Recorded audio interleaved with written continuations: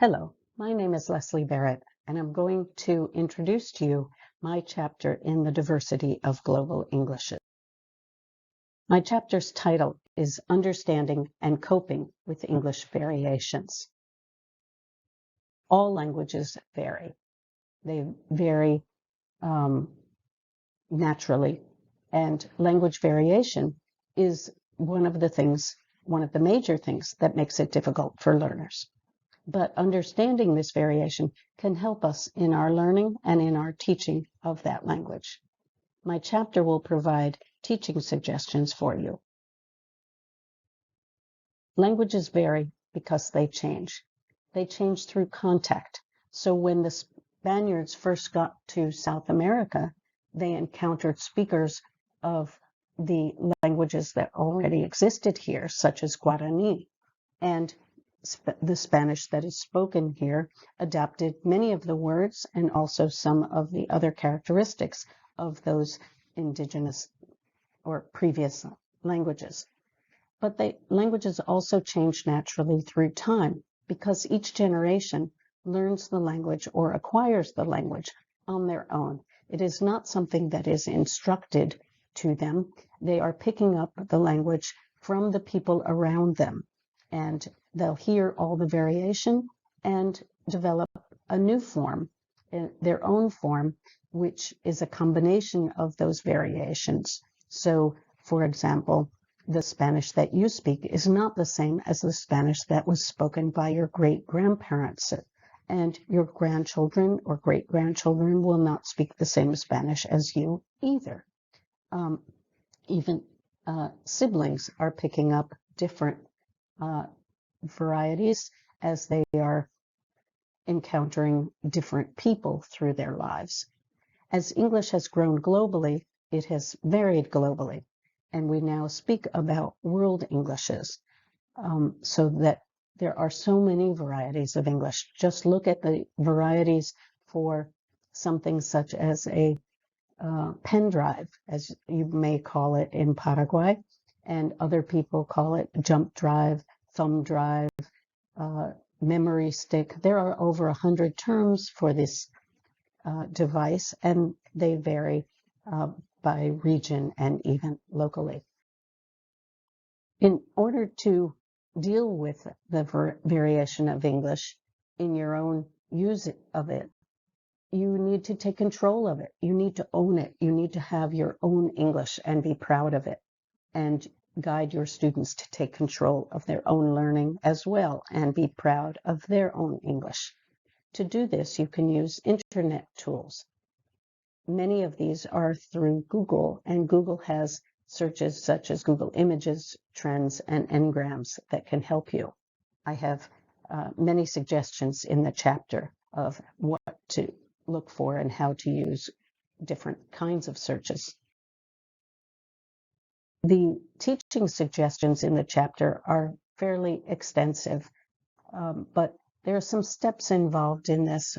First, examine the teaching materials for bias toward the variety of the authors and the publishers. Each textbook is written in a specific country and by authors, and it will have a bias and use that bias in its teaching. It may present only a single form as correct, but you can point this out if you include this variation in your lesson planning, and you can have students search for other varieties or ask them if they've heard other forms for this. You can also use teachable moments, by which I mean things that come up spontaneously, such as a student question or something you just think of at the moment as you're teaching. And these can be brought in. You can do a spontaneous search using Google, ask the students to bring out their phones and so forth. But of course, you want to encourage students to search independently as well, because they're going to be lifelong learners of the language. In addition, they're going to meet people who speak different Englishes, and they need to learn to negotiate meaning across those Englishes. They need to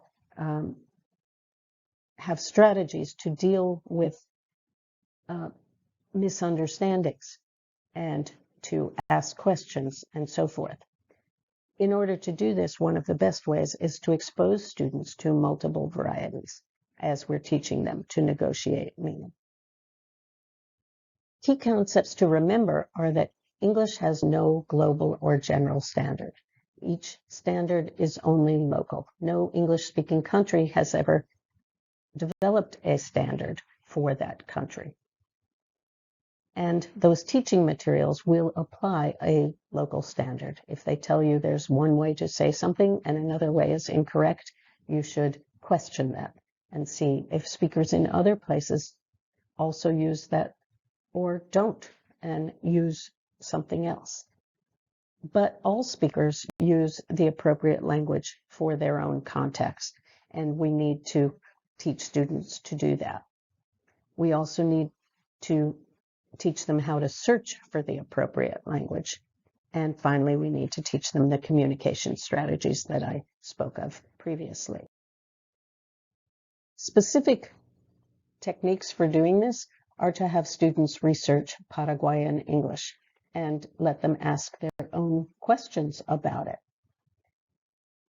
In order to do that, they need to have the freedom to look on the internet. And perhaps they want to ask group questions. In addition, we might have them consider what is local English, what is Paraguayan English, and what is an error. So if we say, I have 20 years, is that Paraguayan English and South American English, or is that an error? I don't have an opinion about that. It's a matter of something that they need to discuss and decide for themselves as teachers of English. We can provide videos of local news from different countries, and we can have students record themselves and identify their own communication strategies that they already use, and perhaps ones that they're not using yet. To expand further, I've given you some resources. A good way to connect with other speakers of English is to do that through Paraguay TESOL and other groups, worldwide groups as well. And here are the references.